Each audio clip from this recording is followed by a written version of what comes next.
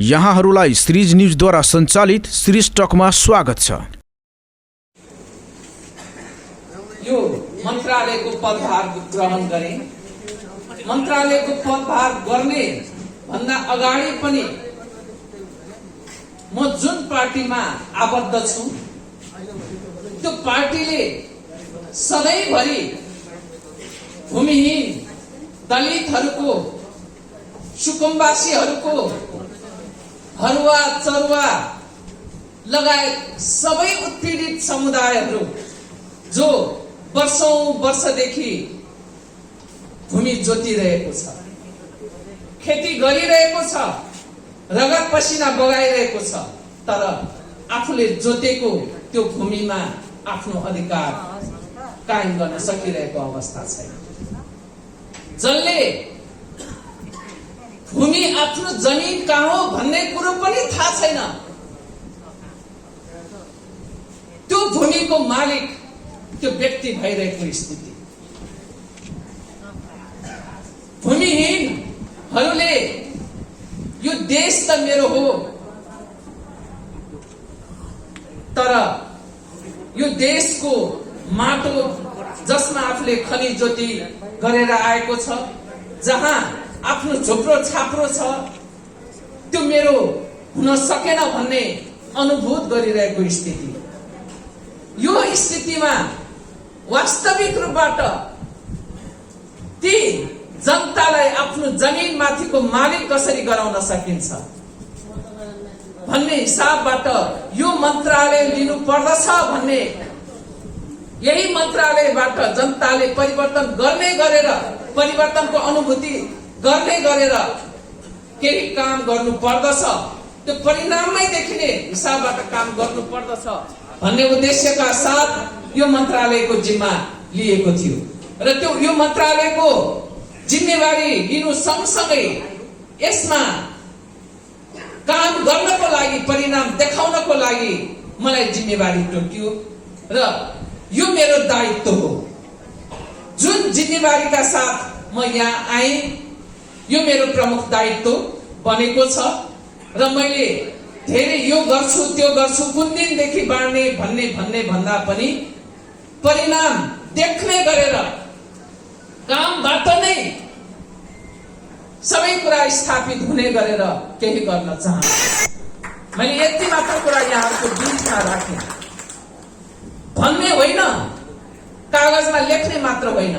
हिजोको दिनहरूमा हाम्रो समस्या के भयो भन्दाखेरि म अहिले पनि भन्छु, हामीलाई कुनै पनि कानुनको अभाव होइन। त्यति मात्र होइन, अन्तर्राष्ट्रिय सबै अभिसन्धिहरू र थुप्रै दस्तावेजहरूमा हस्ताक्षर गर्ने कुरामा पनि हामी पछाडि छैनौँ।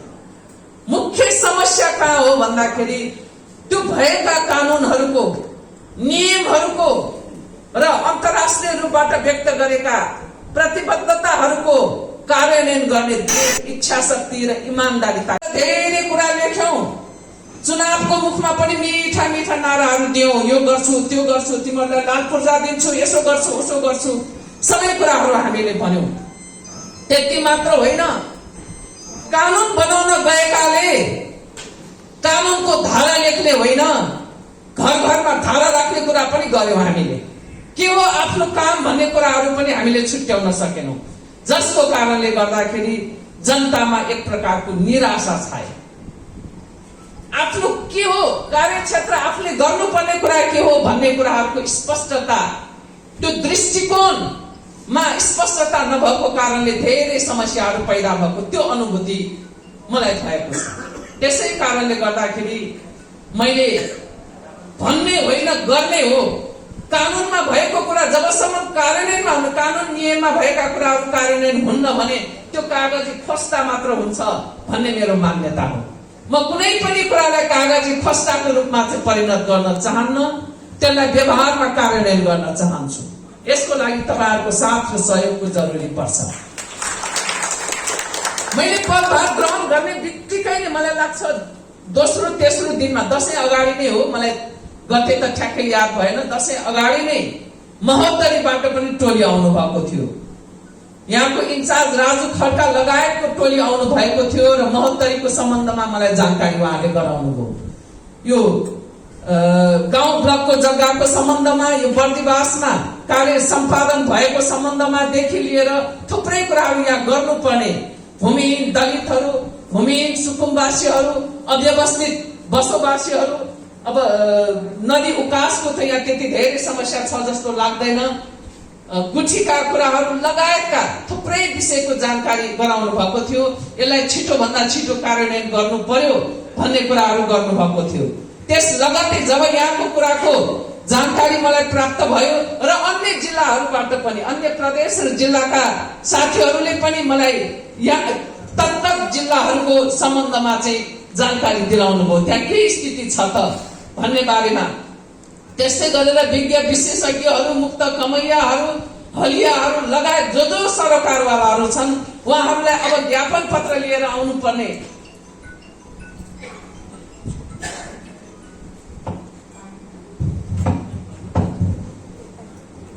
ज्ञापन पत्र लिएर आउनुपर्ने स्थितिको अन्त गर्दै म आफैले बोलाएर कुराकानीको थालनी गरे। समस्याको चुरो कारण के हो, समाधानका उपायहरू के हुन सक्छन्, अबको दिनमा कानुनको अभावमा यो गर्न सकिएन र त्यो गर्न सकिएन भन्ने कुराहरूको अन्त गरौँ। मैले अघि हाम्रो नापी विभागका महानिर्देशकजीले भनिसक्नु भएको छ, पटक पटकको हाम्रो बसाइमा मैले स्पष्ट रूपबाट उहाँलाई भनिसकेको छु, कानुन यहाँ भएन, त्यहाँ भएन, नियमले छेक्यो, कार्यविधिले छेक्यो, यो छेक्यो, त्यो छेक्यो, होइन कुरा। यो हामीले हाम्रो आवश्यकतामा बनाउने कुराहरू हो। हाम्रो मुख्य उद्देश्य भनेको जनतालाई सरल सहज तरिकाले परिवर्तनको अनुभूति गर्ने गरेर कसरी सेवा दिन सक्छौं। हाम्रो काम भनेको सेवा दिने हो। सेवा पाउने जनताहरूको नैसर्गिक मौलिक अधिकार हो उहाँहरूको। हाम्रो कर्तव्य हो दिने, उहाँहरूको अधिकार हो। यो कर्तव्य र अधिकारको बीचमा तादम्यता मिलाउनको लागि कुनै कसर राख्नु हुँदैन। तपाईहरूलाई कानुनमा अप्ठ्यारो परेको हो कि, नियमले बाँधेको छ कि, अथवा व्यवहारिक समस्या छ कि, कहाँनिर गाँठो परेको छ त्यो मेरो अगाडि ल्याउनुहोस्। कानुनी गाँठो छ भने पनि अन्य व्यवहारिक गाँठो छ, नीतिगत अप्ठ्याराहरू छन् भनेदेखि त्यो फुकाउने दायित्व मेरो हो। काम गर्ने त्यसमा भएका कुराहरूलाई यो वा त्यो बहानामा ढिला सुस्ती गर्ने र पन्छाउने होइन, त्यसलाई छिटो भन्दा छिटो गर्ने दायित्व जिम्मेवारी तपाईहरूको हो भन्ने कुराहरू भनेको थिए। यति राम्रो टिम मन्त्रालयमा छ, विभागहरू र सम्बन्धित मन्त्रालयको सम्बन्धित सबै निकायहरू उहाँहरू तदारुकताका साथ दिन रात नभनिकन खटिरहनु भएको छ। सायद उहाँहरू नखटेको भए गाउँ ब्लकको जग्गाको 8 वर्ष अगाडि नापी भइसकेको जग्गाको चाहिँ अहिलेसम्म वितरण हुन नसकेको, यही विभिन्न बहानामा विभिन्न चलखेल भएर जनताले जुन दुःख पाइरहेको थियो त्यो दुःख पाइरहेको कुरा हट्ने थिएन। हिजो रामगोपालपुरमा त्यो धनी पूर्जा कानुनी रूपबाट अब त्यो जग्गाको मालिक उनीहरूलाई बनाउनको लागि धनी पूर्जा वितरण गर्ने कार्य सम्पन्न हुन सक्ने थिएन। त्यो टिमको कारणले टिम स्पिरिट मिलेको छ। उहाँहरू दिन रात नभनिकन मैले भनेको छु, अहिले म मन्त्री हुँला, तपाईहरू महानिर्देशक, सचिव, सहसचिव विभिन्न पदमा हुनुहोला। पदीय हिसाबबाट कार्यालयमा जाँदाखेरि हामीलाई काम गर्नलाई सहज होला। ओहो मन्त्रीज्यू आउनुभयो, सचिवज्यू आउनुभयो, महानिर्देशकज्यू आउनुभयो, अथवा नगरपालिकाको प्रमुख प्रदेश सभा सदस्य मान्यज्यू आउनुभयो भनेर खर काम गरिदिएर।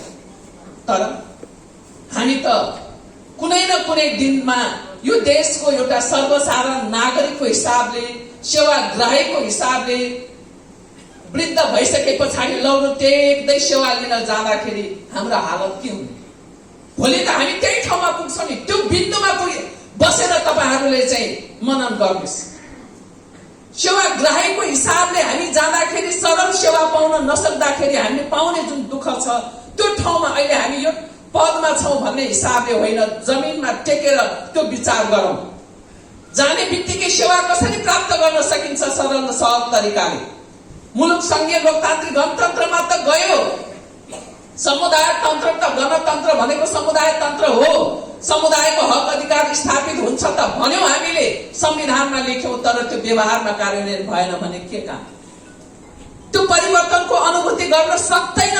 त्यसैले हामी पनि सेवाग्राही भएर जाँदाखेरि सरल तरिकाले सेवा प्राप्त गर्ने उपाय के हुन सक्छ, त्यो विधिहरू के हुन सक्छ, त्यो कुराहरू गर्नु पर्यो भन्दाखेरि सरल किसिमबाट उहाँहरूले यो सबै कुराहरू गर्न हामी तत्पर छौं भनेर दिन रात नभनिकन उहाँहरू बिहान करिब 8-9 कार्यालय पुगिसक्नुहुन्छ।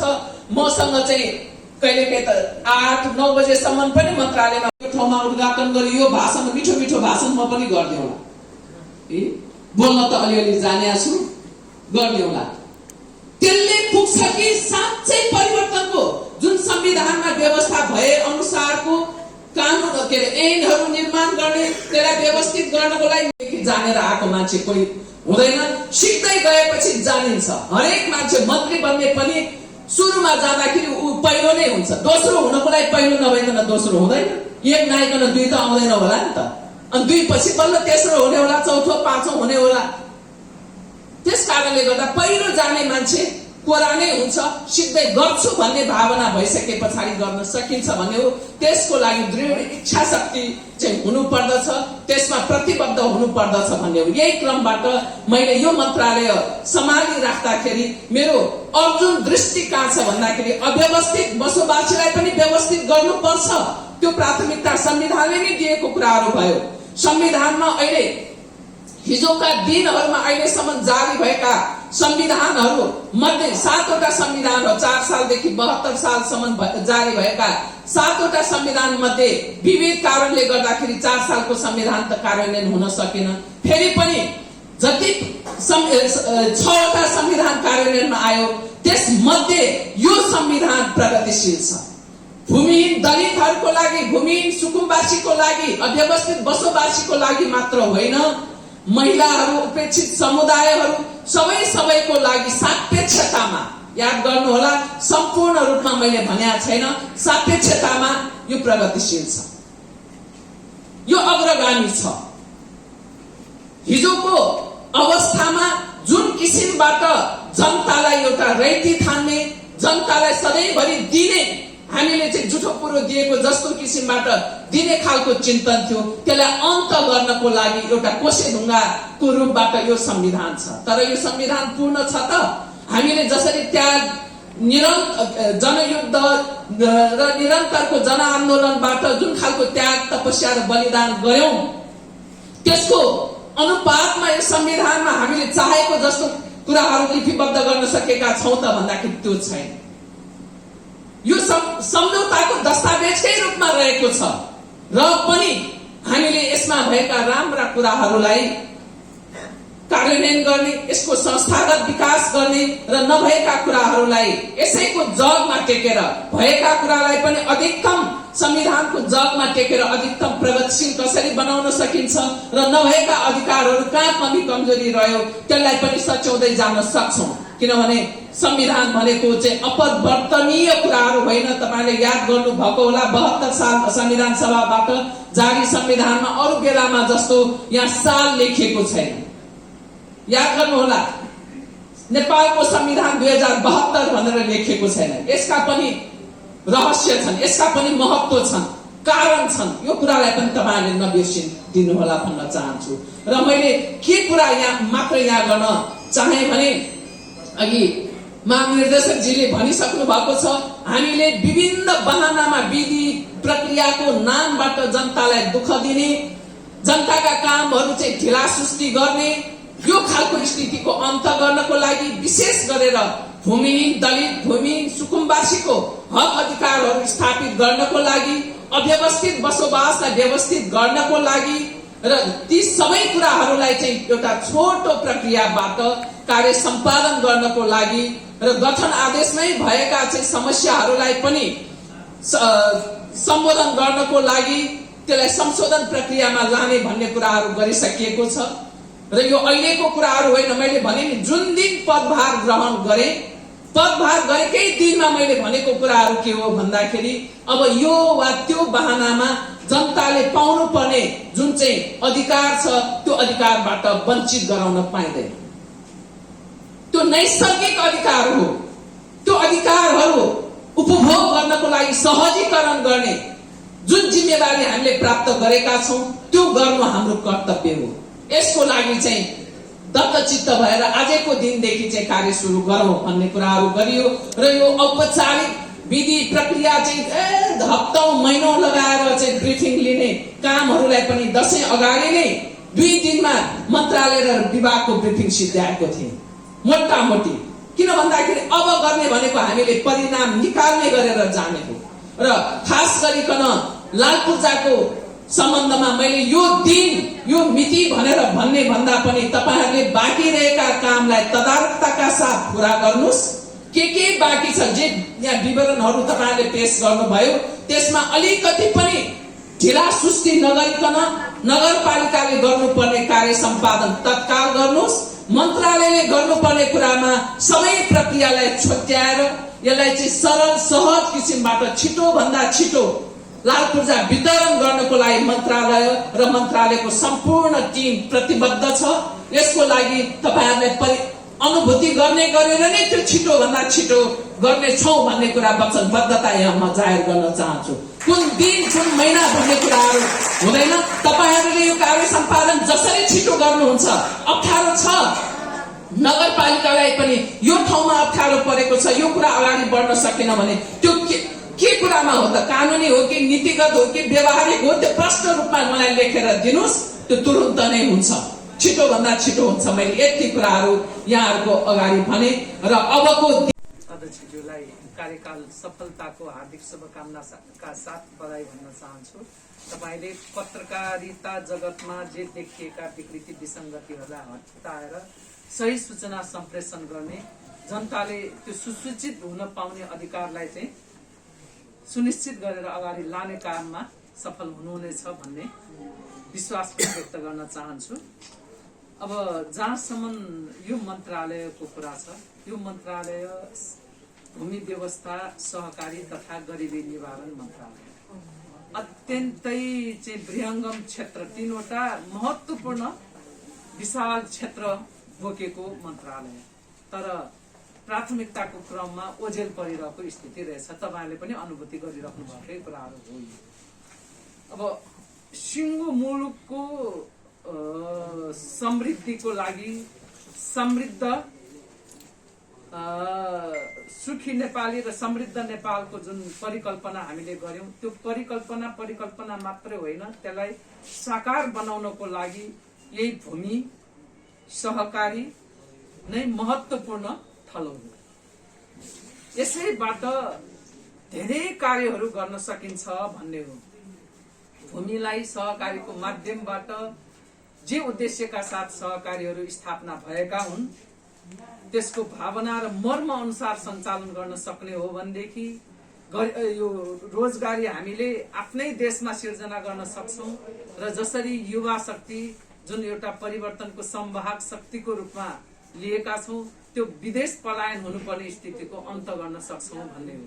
हाम्रो मुलुक चाहे भूमिको हिसाबबाट हो चाहे अन्य प्राकृतिक सम्पदाको हिसाबबाट सबै कुराले हामी सम्पन्न छौं। त्यसको समुचित प्रयोग हुन नसकेको हिजोका शासकहरूको यस प्रतिको जुन खालको चाहिँ स्पष्ट दृष्टिकोण दृढ इच्छा शक्ति नभएको र जनता प्रतिको चाहिँ एउटा भरोसा जनता प्रतिको चाहिँ समर्पण नभएको कारणले गर्दाखेरि यो समस्या पैदा भएको हो भन्ने लाग्दछ र यही कारणले गर्दाखेरि सहकारी जुन उद्देश्यका साथ स्थापना जुन भावना र मर्मका साथ स्थापना भयो त्यो अनुरूप कार्य गर्न सकेको छैन। यसैबाट कृषि उत्पादनलाई चाहिँ बढाउने उत्पादकत्व बढाउने रोजगारी सिर्जना गर्ने र यसमा भएका बजार व्यवस्थापनहरू गरेर गरिबी निवारण गर्नको लागि एकअर्कामा टाइअप हामीले गर्न सक्छौं त्यो योजनाको अभाव मैले पाएको छु। त्यसकारणले मेरो प्राथमिकता अब आजको कार्यक्रम कहाँ त भन्दाखेरि प्रधानमन्त्री कार्यालयमा यसलाई पनि अन्त गर्नको लागि मैले तत्कालै सुरुमा जाने बित्तिकै सबै कहाँ के अव्यवस्था छ कसरी चाहिँ परिवर्तनै हुने गरेर काम गर्न सकिन्छ भन्ने हिसाबबाट छोटोमा लामो काम तत्काल गर्न सक्ने कुरा के हुन्छ लामो कालमा गर्ने हैन मध्यकालमा गर्ने र दीर्घकालमा गर्ने कुरा योजना बनाउँदै गर्दै जाउँ, तर अहिले भर्खरै के गर्न सकिन्छ भन्ने हिसाबबाट गरिबी निवारण कोषलाई पनि अब एउटा चाहिँ मन्त्रालय अन्तर्गतै सञ्चालन हुने गरेर त्यो कार्य पनि प्रारम्भ भइसकेको छ। मैले तपाईँहरूलाई यति कुरा जानकारी गराएँ। र योसँग सम्बन्धित अर्को कुरो चाहिँ मैले अस्ति भर्खरै पनि म आउनु अघिल्लो दिन यो सहकारी लगायतका थुप्रै खालका समस्याहरू जहाँ जहाँ छ, यो किता काटकै समस्या छ, किता काट सर्वोच्चले रोकिदिने, अनि अर्कोतिर चाहिँ त्यही सर्वोच्चको व्यक्तिको पहुँचको आधारमा निर्णय गरेर पैसाको चलखेलबाट चाहिँ थुप्रै खालका किता काट भइरहेको भन्ने जनगुनासो आएको छ।